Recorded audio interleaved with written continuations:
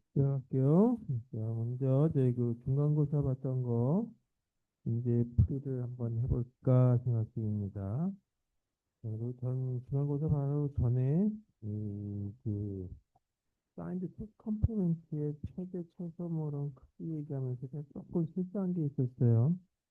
질문하신 분이 있었는데 제가 그것도 답변을 좀 잘못 드려가지고 그거 좀 수정해 드리도록 하겠습니다. 먼저 이산수학 중간고사 문제가 꼭 그 논례로 문제가 나왔는데 일단 시험 범위가 이렇게 정해져서 그랬습니다.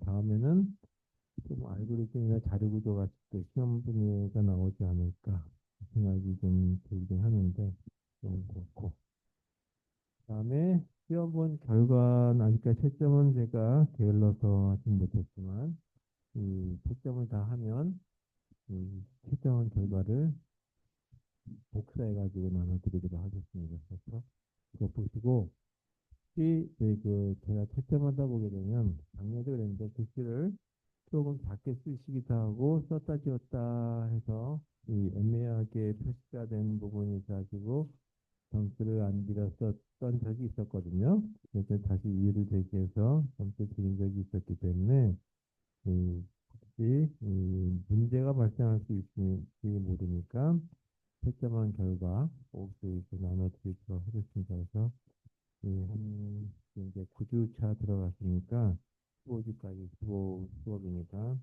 그 전에 기말 시험 전에 꼭 드리도록 하겠습니다. 그리고 시험 본 거 기분 나쁘다 찢어버리지 마시고 한번 꼭 확인할 수 있도록 부탁드리고요.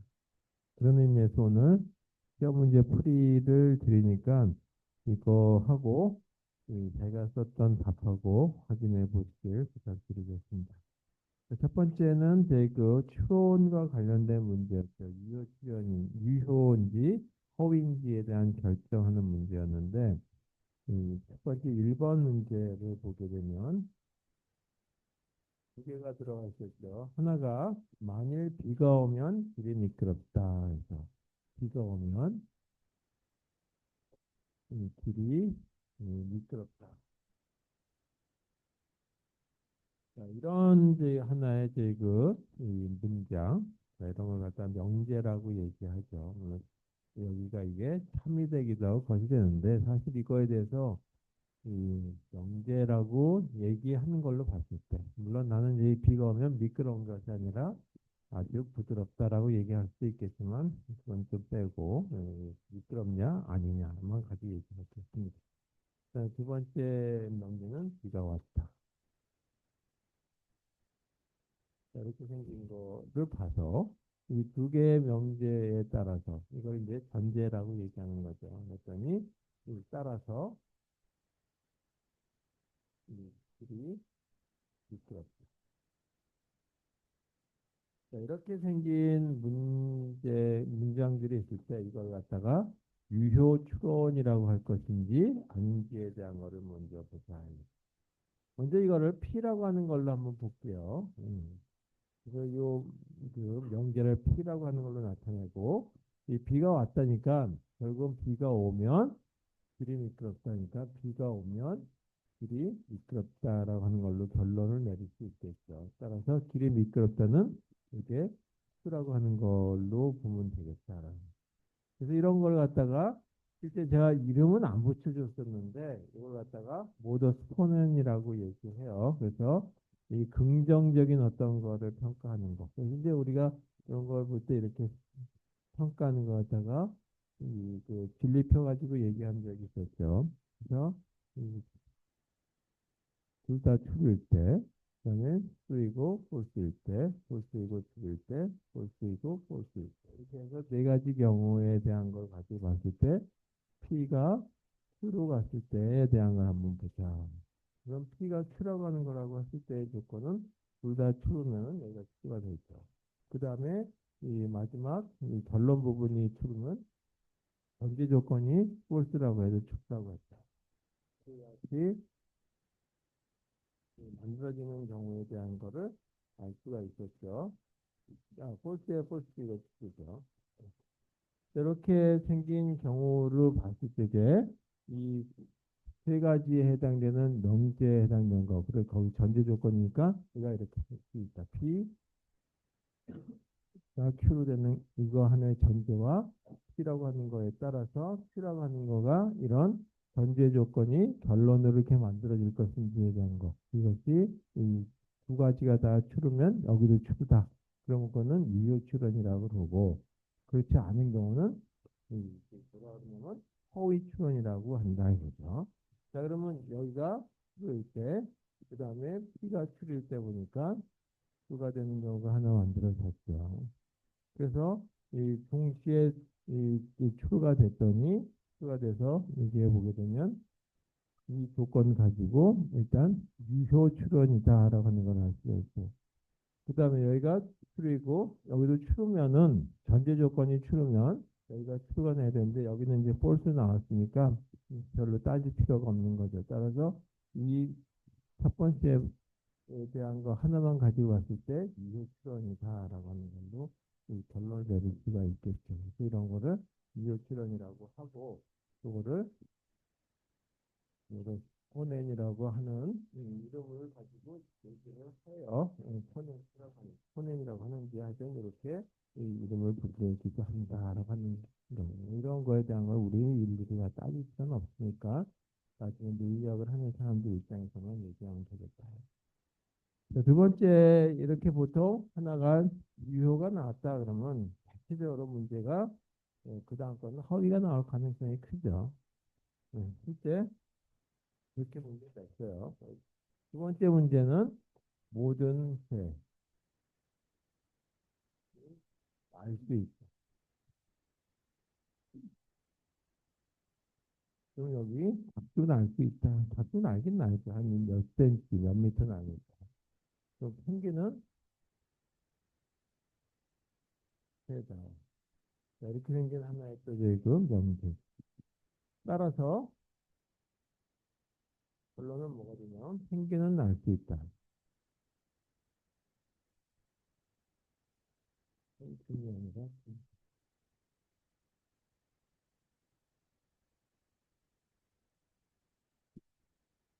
이렇게 생긴 세 개의 문장 또는 명제에 해당되는 걸로 봤을 때 이것이 허위인지 추인지에 대한 걸 한번 보죠.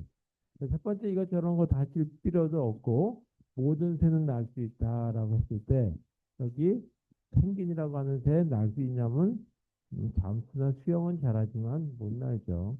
물론 뭐 키위라고 하는 새도 못 나는 새도 있고 그래서 일단 이거부터가 폴스죠. 그래서 이와 같은 걸 보게 되면 판단 논법의 어떤 형태예요. 예를 들어서 펭귄은 이 새다라고 하는 걸로 한번 보자 이거죠. 그러면 여기는 새는 난다라고 하는 걸로 볼 수 있겠죠. 그렇게 됐을 때 여기처럼 P라고 하는 거는 R이 된다라고 하는 걸로 저희 그 결론을 내려야 되는데 다시 말해서 이 P와 Q라고 하는 이런 전제 조건과 그 다음에 Q는 R이라고 하는 전제 조건으로부터 결론은 이 P는 R이 된다라고 하는 걸 찾아야 되는데 문제는 요거다 이거죠. 모든 새는 날 수 있다라고 하는 거. 이게 폴스라고 하는 거기 때문에 판단론법에서 우리가 얘기하는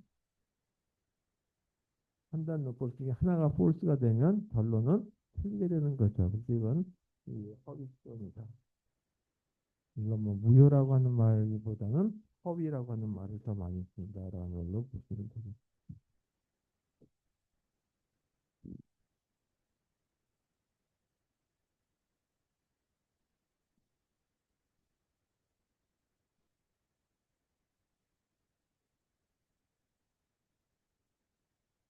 두 번째 문제는 이거든요.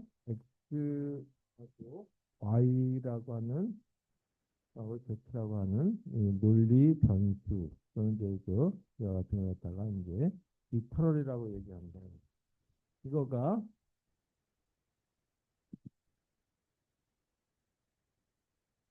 이렇게 됨을 증명하라라고 하는데 사실 이 대부분 이런 문제를 내보면 거꾸로 가는 경우들을 좀 더 쉽게 이렇게 가는 경우인데 이렇게 한번 증명하라고 하는 게 제 질문이었어요. 근데 요거 거꾸로 가는 경우를 먼저 생각하면서 뭐를 더 항을 추가할지를 찾아보게 되면 이렇게 가는 게 되는 거예요. 그래서 먼저 이거부터 보세요.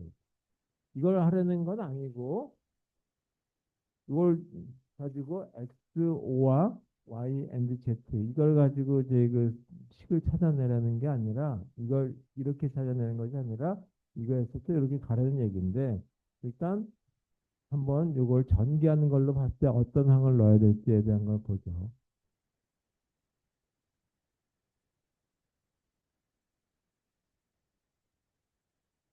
이렇게 되는 걸로 봤을 때 이걸로 보게 되면 여기서 이게 x라고 하는 걸로만 쓸 수가 있죠. 그래서 x라고 하는 걸로 봤을 때는 여기서 x, z, y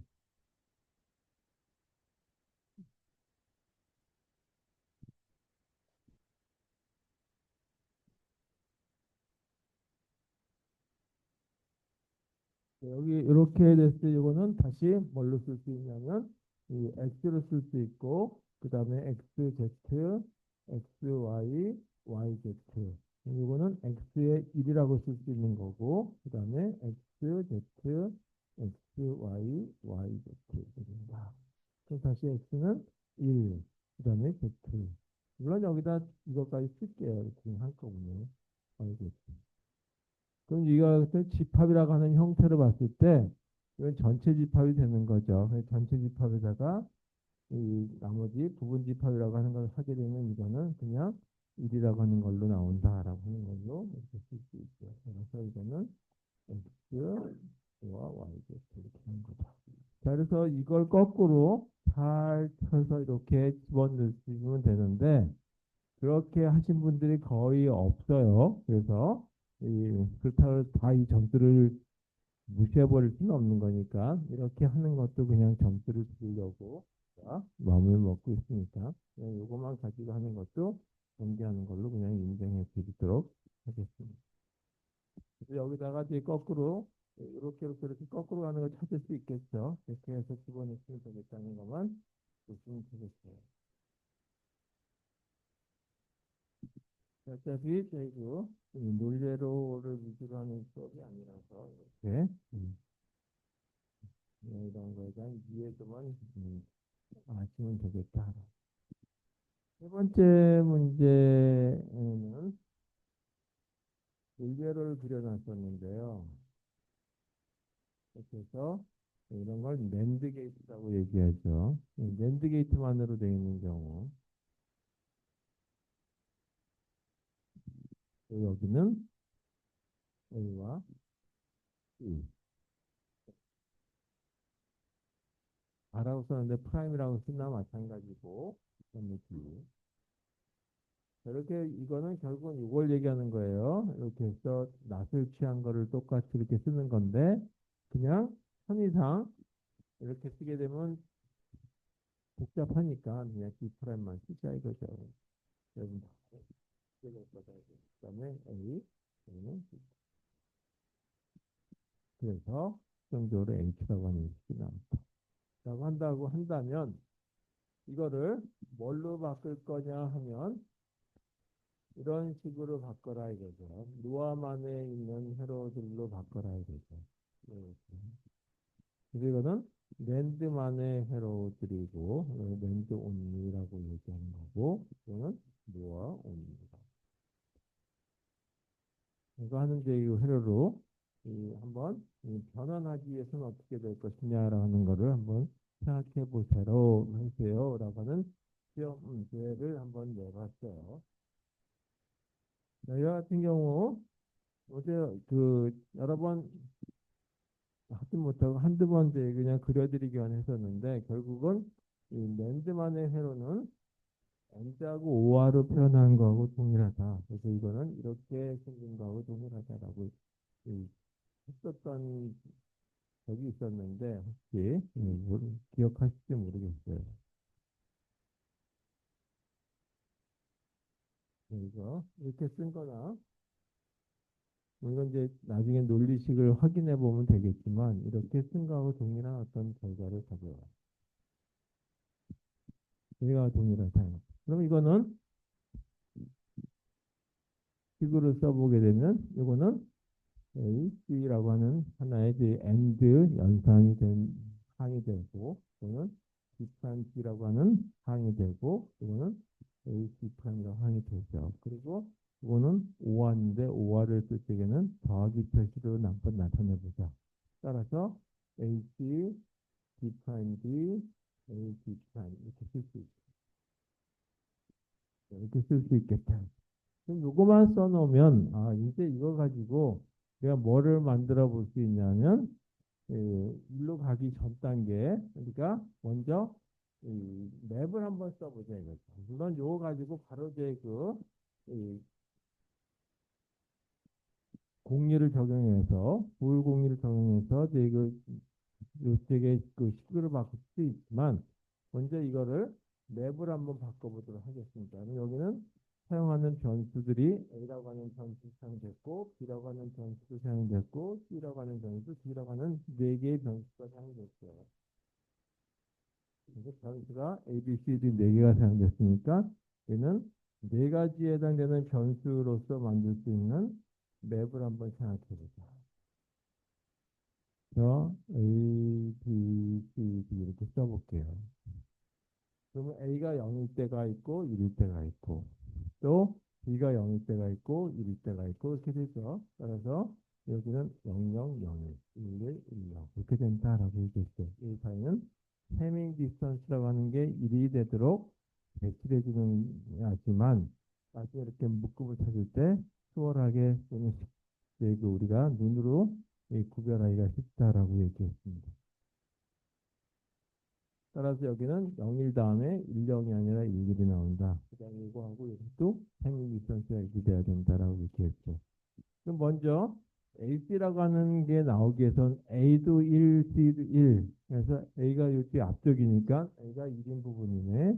그 다음에 C가 1인 부분은 앞쪽에 있는 거죠. 따라서 이렇게 쓰게 되면 이 부분에 대한 거를 찾아보게 되면 반대 방향으로 찾아보게 되면 여기서는 A가 다 1이고 B에 해당되는 거는 2도 되고 0도 됐으니까 지워버리고 또 여기 이쪽에 보니까 이 앞에 있는 건 다 C를 가리키고 있는 어떤 값이고 뒤쪽에 있는 건 D와 관련된 값인데 D는 인수 됐고 0이 되니까 지워버릴 수 있죠. 그래서 A, C는 이렇게 표시될 수 있다라고 하는 거죠.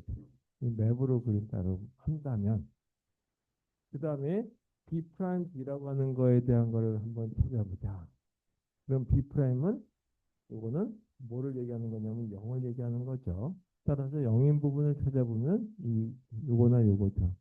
따라서 0인 거. 그 다음에 D가 1인 부분에 대한 걸 찾으니까 D가 1인 부분 여기 여기. 따라서 이 0인 부분에 대한 거 이 B 프라임의 0인 부분 요거 그 다음에 이 D가 1인 경우 이렇게 되나? 자, 이렇게 되면 요거에 대한 거를 이렇게 묶음을 찾아보게 되면 다시 A는 0이고 1이 되니까 A는 지워버리고 B는 항상 0이니까 아 이거 B 프라임이구나 라고 하는 걸 다시 찾을 수 있죠. 일단 세로 쪽에 보게 되면 앞에 있는 건 C를 가리키고 있으니까 0이고 1이니까 C는 지워버리고 D가 1인 것만 나오고 네, 그 다음에 A, D 프라임에 해당되는 거, 이거는 A가 1일 때, B는 0일 때, 라고 하는 걸 찾으라는 얘기예요. 따라서 A가 1인 부분은 이렇게 앞쪽에 해당되는 거, B가 0인 부분에 해당되는 거는 이거.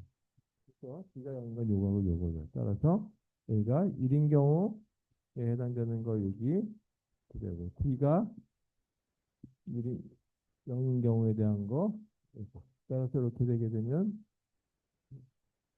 되지 않을까요? 이렇게 찾게 되면 B가 이렇게 해서 이 부분 한번 읽어볼까요? 여기가 A고 그 다음에 B가 0이고 이렇게 되는 걸로 맵이 만들어졌다라는 걸 찾을 수가 있다. 그럼 이거에 반대되는 걸 한번 그려볼게요. 그럼 이건 H라고 하는 거에 대한 거를 맵으로 그렸을 때 모습이다라고 한다면 H 프라임에 해당되는 걸 맵으로 그려보면 거꾸로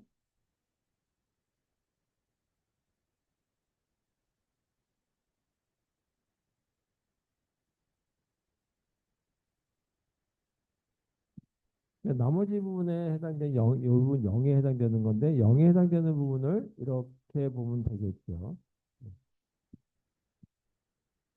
그러면 일단 이렇게 묶을 수 있는 걸 보게 되면 최대한으로 묶을 수 있는 거. 요 일을 가지고 최대한을 묶을 수 있는 걸 보니까 이렇게 묶이더라. 이거 가지고 묶을 수 있는 거 가지고 이렇게 묶이더라. 그래서 이게 가장 큰 묶음을 갖다가 프라임 임플리칸트다라고 얘기한다. 그래서 여기가 이 변화가 없는 걸 보니까 A가 0이 있어. 그 다음에 B가 1이 있어. 또 나머지 B는 여기는 0인데 여기는 1이 나왔으니까 B 지워버리고 B는 0이고 여기는 1이고 지워버리고 따라서 항상 유지되는 것만 이렇게 쓰면 되겠죠. 또 요 일에 대한 것만 가지고 묶음을 옆에 있는 거 같이 묶어도 된단 말이에요. 반복해서. 따라서 이렇게 묶여도 상관이 없겠죠. 따라서 이거는 2에 n승계씩 묶인다 그러니까 4개씩 묶을 수도 있다 이거예요. 그러면 4개가 같이 묶였을 때 변화가 없는 거 보니까 이 앞쪽에 있는 게 변화가 없죠. 이게 뭐냐면 A가 0일 때. 그래서 그때는 프라임을 붙인다. 그리고 2에 해당되는 거 0인 걸 그대로 유지하고 있고 여기도 0, 여기도 0. 따라서 이렇게 생긴 거 하나 찾을 수 있겠다. 자, 이 부분에 해당되는 것도 찾을 수 있겠죠. 이거에 해당되는 거는 뭐냐면 B가 1이구나라고 하는 걸 찾을 수가 있고 그 다음에 B가 0, B가 1, B가 0, B가 1 이런 걸로 찾을 수 있고 따라서 H 프라임이라고 하는 거는 요거부터 써볼게요. A 프라임 B와 A 프라임 B 프라임 그다음에 B, C 프라임 D 이렇게 되는 거죠. 근데 우리가 H 프라임을 찾으려고 하는 건 아니고 H를 찾으려고 하는 거니까 이렇게 되는 거죠. 이렇게 되는 걸 찾는 뜻이죠. 결국은 거기서 찾아가지고 이렇게 오면 되는데 이렇게 썼어요.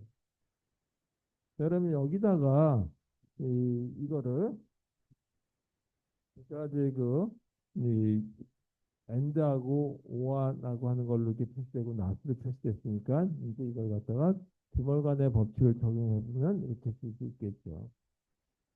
여기는 이렇게 and가 되고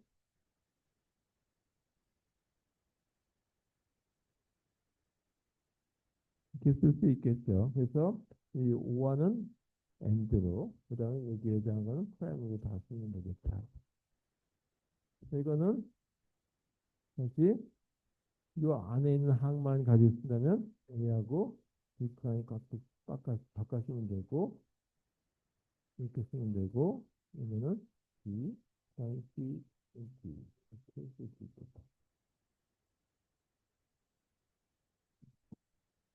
이렇게 생긴 형태에서 자 이제 우리가 이거를 글 한번 다시 정리 한번 해볼게요. 제가 지워버리고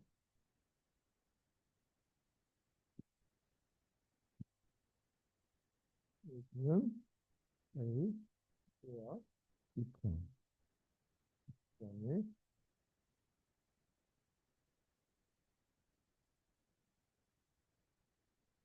또 B 프라임 이렇게 쓸 수 있죠. 이거는 이렇게 써도 되죠.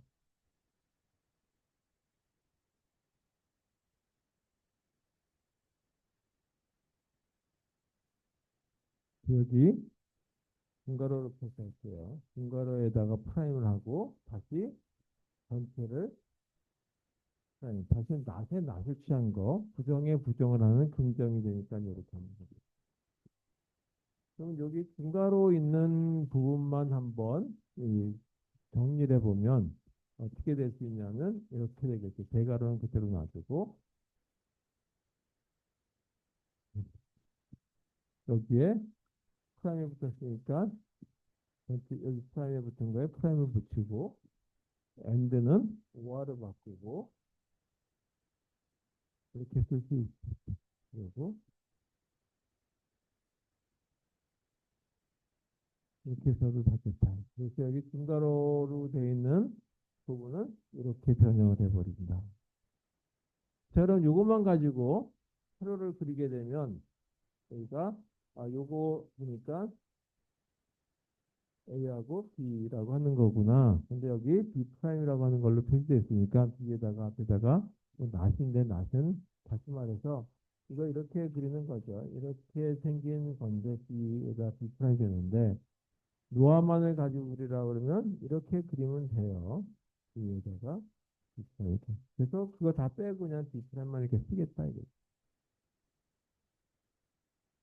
그래서 여기다가 요원하게 되면 A와 B 프라임이라고 하는 게 되는데 거기에 다시 프라임 있으니까 낫 이렇게 취한 거죠. 따라서 이 낫을 취했다는 얘기는 결국은 뭐냐면 동그라미를 취한 거하고 똑같다는 얘기예요. 그래서 저희가 A 프라임 이렇게 생긴 게 아니 하나 만들어져요. 아니라고 해서 이런 네. 그다음에 두 번째 여기에 되면 A라고 하는 거와 B라고 하는 거, 그 O와 한 거에 낫을 취했으니까 A, O와 B라고 하는 거에 낫. 음. 세 번째를 보게 되면 B 프라임이고 B고 B 프라임.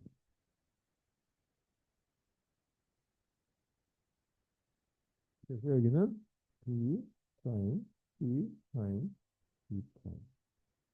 전체 프라임이 되는 거죠. 이거를 다 뭘로 했냐면 더하기 표시인 5와 그거 하고 난 다음에 여기에 이렇게 낫이 쓰여져 있었죠. 따라서 여기다가는 전체 이거를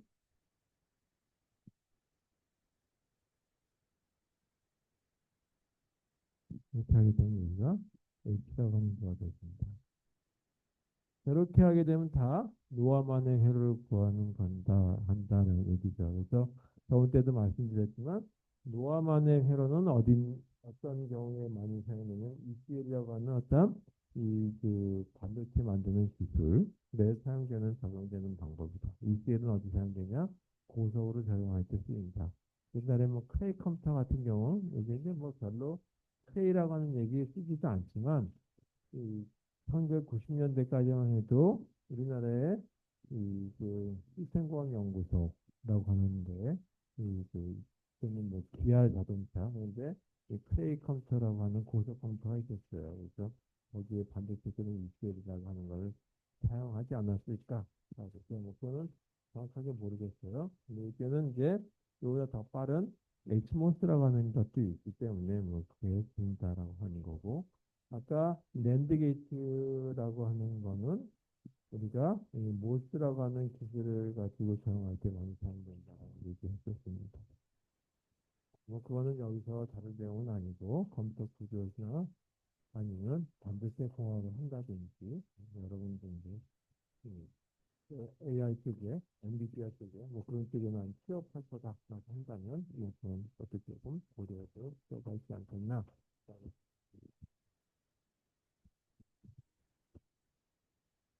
4번 문제는 3번 문제나 문제 2번 문제하고 다 연동된 건데 프라임 임프리컨트라고 하는 거와 이센셜 프라임 임프리컨트를 시작하라.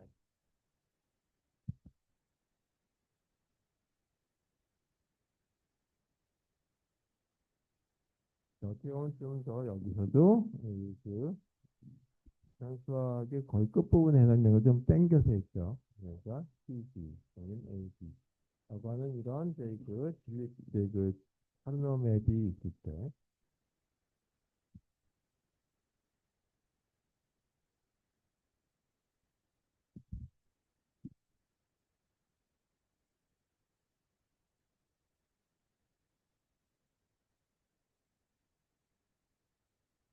그대 있다. 물론 여기는 다 0으로 들어가 있는 거죠. 이때 뭐를 찾으라 하면 프라임 임프리컨트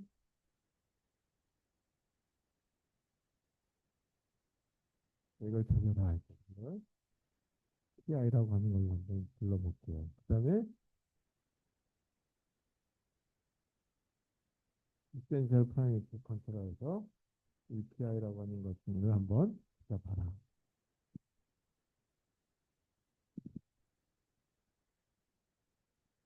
여러분 이런 걸 찾으라 그러면 이거를 그냥 이렇게 설치하면 되겠죠. 다트C로. 그리고 이것도 다트C 나타내는데 일반적으로 EPI라고 하는 거와 PI라고 하는 걸로 비교해 보면 이렇게 되겠죠. 이거는 꼭 필수적인 것만 들어간 거고 필수적인 거에다가 별다른 뭐 더 들어가면 프라임 인프리퀀트 양의 집합이다라는 걸로 볼 수 있겠다. 그래서 자, 여기 1이라고 하는 걸로 기준으로 봤을 때 묶일 수 있는 가장 큰 걸 찾으면 그게 뭐냐면 프라임 인프리컨트비다. 그 가까이 1에 대한 걸로. 이거로부터 가장 큰 묶음을 찾으면 이게 제일 큰 거죠.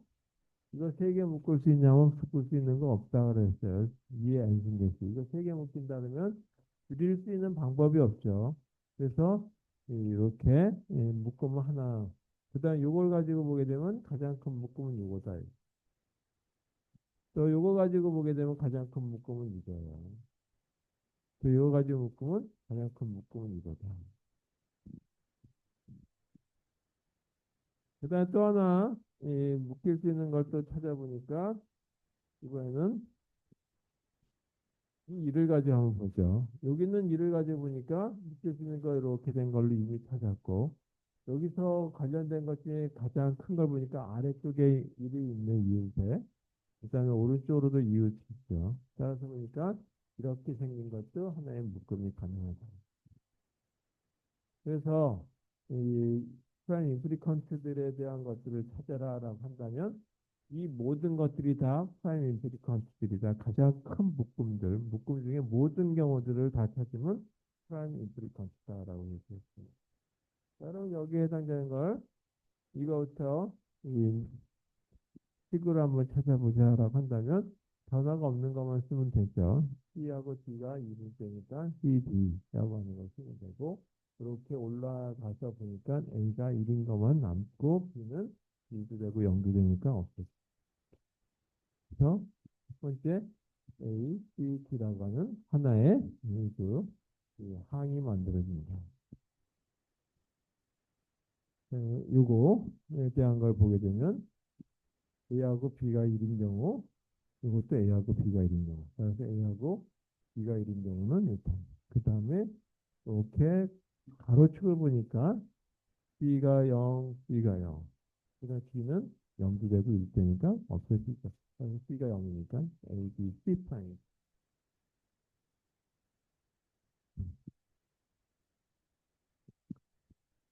이 부분은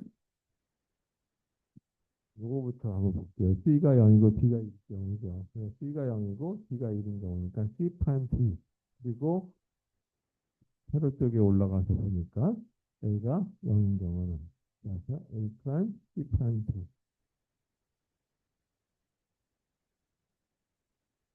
자, 여기 마지막 두 개씩 묶인 것 중에 여기는 C가 1인 경우만 남죠. 그 다음에 A가 0, B가 1. A가 0, B가 1. 그래서 A 프라임, B, C. 이게 프라임 인프리컨트다. 일단 제그 두 개씩 묶은 거에 대한 것까지 찾았다. 자, 마지막 제그 이 빨간색 묶음에 해당되는 거에 대한 걸 찾아보겠습니다. 빨간색 묶음에 대한 거 이렇게 보게 되면 이거는 아마 이 변수 또는 리터럴이라고 하는 게 하나 주어질 것 같아요. 여기 보니까 B가 1이라고 하는 게 항상 유지가 되고 있죠. 여기도 1, 여기도 1. B는 A는 0인데 여기는 2죠. C 지워버려. 요 위로 보니까 A가 0이고 여기는 1이니까 A 지워버려. B가 1인 거만 남으니까 1.